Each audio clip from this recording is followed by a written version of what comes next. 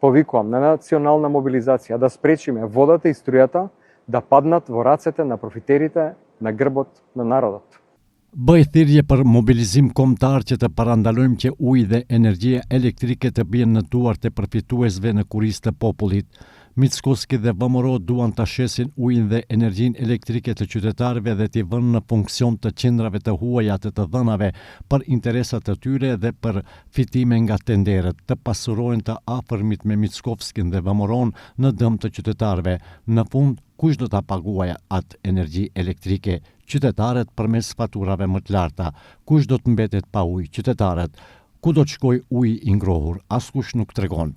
LSDM është e para që u kundërshtua qartë që uji dhe energjia elektrike qytetarëve të bien në rrezik për shkak të interesave të biznesit të pushtetit.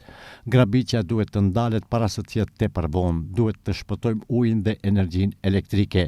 I ftojmë të gjithë këshilltarët në këshillat komunal në mbar vendin të bashkohen dhe të parandalojmë që uji dhe energjia elektrike të bien në duart e përfituesve në kurisë të popullit.